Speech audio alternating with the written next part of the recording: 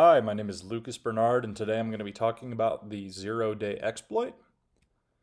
So, what is the zero-day exploit? In simple terms, the zero-day exploit is a vulnerability in existing software that is unknown to the software developers and the general public.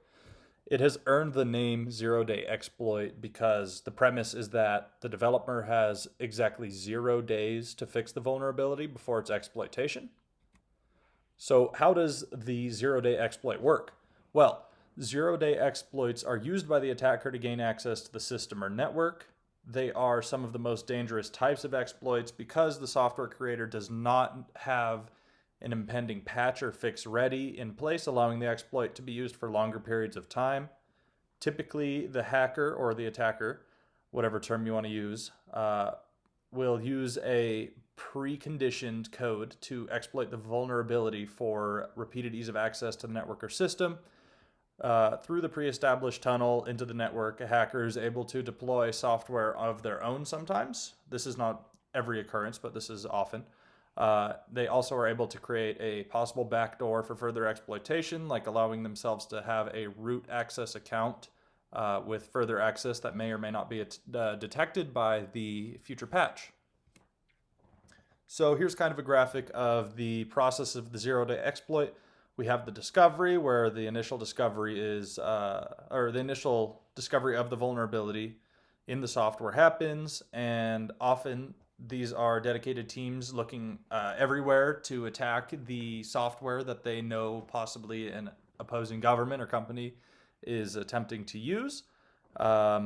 Even sometimes, though, a lot of users can accidentally stumble across these vulnerabilities and post about it on message boards or whatnot, and oftentimes that does not get recognition. So you'll have a lot of these attackers looking through message boards just trying to find these simple vulnerabilities that they can just go through.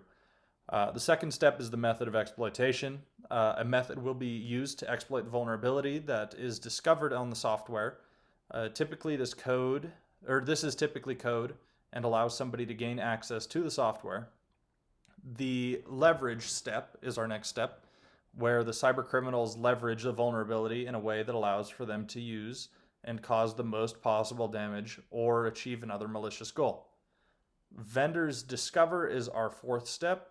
That is where the software distributor discovers that there's a vulnerability or exploit. This is kind of where they start planning and working on their patch. And then finally, the patch is delivered, where the software distributor works on and releases the patch and distributes it to the customers. The patch is intended to prevent any further damage by fixing the vulnerability. Oftentimes these patches don't discover everything, but they do their best. So, is the zero-day exploit still relevant today?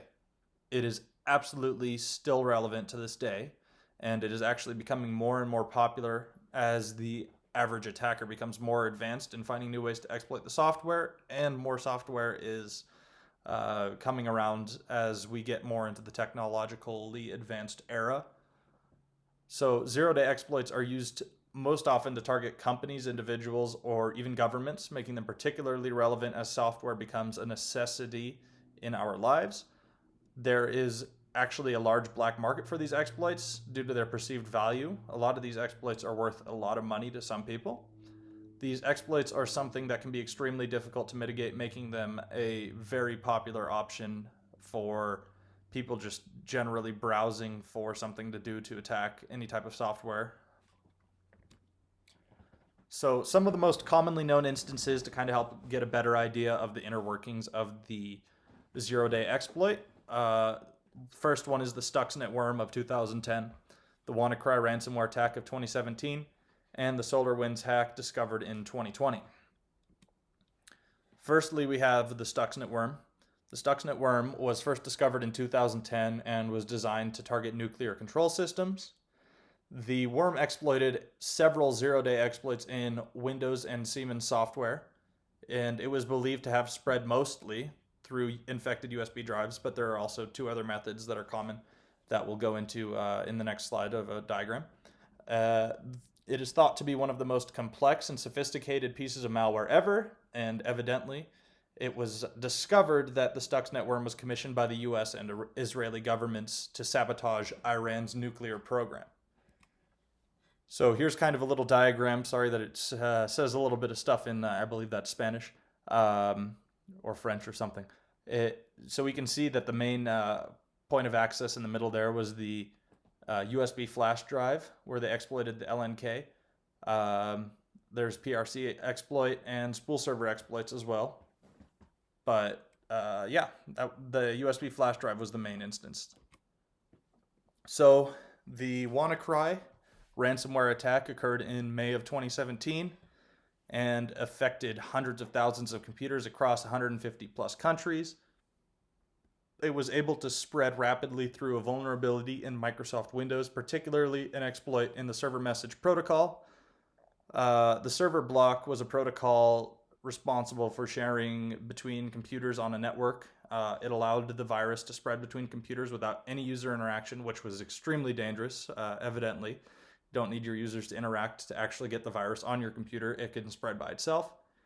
Microsoft released a patch shortly after, but many organizations were still affected due to not really wanting to update their software or being really slow with it. The final major zero-day exploit that I'm going to talk about is the SolarWinds exploit. It is an attack that was discovered in December of 2020, and we believe that it was caused by a state-sponsored Russian hacking group.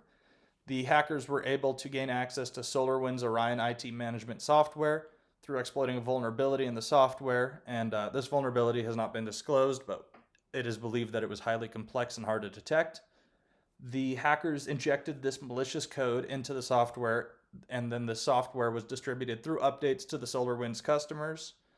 The attackers used this software to steal data and carry out possibly multiple other malicious activities through these customer accounts. It is also considered one of the most significant cyber attacks in history. That kind of gives you a picture of how important zero-day exploits can really be. So previous methods of prevention that are still used, obviously.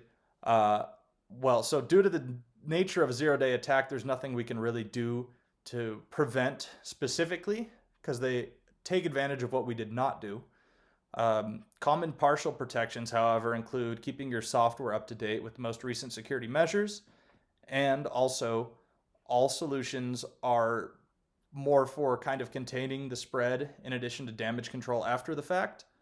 But the most important thing you can do here is keep your computers and machines up to date as often as you can, just so that if an exploit exists and it hasn't reached you, or it has reached you, it does not spread. So what is the future outlook of the zero-day exploit? Well, the future of the zero-day exploit is difficult to predict. However, we do know that it is becoming more and more prevalent as time progresses. An issue we have is that our software and its connected technologies have become more complex meaning that it will be more and more difficult to identify and patch the vulnerabilities before they can be exploited because there's a lot more code to look through, and a lot more complexity means that it is a lot more easy to make a mistake. There are more connected devices in the world for hackers to target as well. Everybody has a phone or a laptop nowadays, and those are all connected through the internet. And if they're all running similar software like Windows OS or Mac OS, the former being more commonly breached, as we've seen above, you see more and more zero-day exploits affecting more and more people. So what are some methods of future prevention that we see? Well, we see AI and machine learning in addition to the blockchain and more decentralization. So AI and machine learning are beginning to be used as a quick and effective response to vulnerabilities in software. This means that you can kind of let them go rampant on your software and find possible vulnerabilities. In addition to, after a vulnerability is discovered, they can also discover a quicker and easier patch. They are a lot more thorough and quick than the human counterpart, so they're definitely going to be used more and more as AI and ML start to become more of a prevalent thing in society. The blockchain and decentralized systems can also help to prevent attacks as well. This is for multiple reasons, mainly being that no single point of vulnerability is really around in the blockchain. That's because the blockchain uses a distribution ledger to record transactions and data. Essentially, this makes it so that there's no real single point of failure or single point of vulnerability that can be exploited. The consensus mechanisms in a blockchain, consensus mechanisms validate transitions or updates to the blockchain, and that means that all the nodes in the network have to consent to the current state of the entire ledger. Any attempt to manipulate or compromise a single node in this or multiple can definitely be rejected very quickly by the blockchain. And the final is the decentralized architecture limits on the number of potential targets, since there's no real central point of attack. So this kind of reduces the attack surface. The blockchain and decentralized systems are not a definite solution. However, they can absolutely help prevent a multitude of types of attack. But again, these have their own risks. So my concluding notes are that zero-day exploits are easily one of the most important to realize attacks in our future. And we have a lot to learn from our past when it comes to preventing these, especially when it comes to writing new software. You can use previous lessons from similar types of software in your software when creating it. These exploits will always be a thing, and eventually AI ML will become a mainstay in this area, making it practically impossible for any human interference and exploitation. This does not say that we are not going to see AI and ML as the future attackers, which is highly likely and probably already is something that is happening. Every single software system with a point of access is vulnerable in the world, and zero-day exploits happen everywhere almost daily, just because of how many different types of software there are and how many very complex projects there are to find vulnerabilities in. Anyways, that's my presentation. Thank you for listening.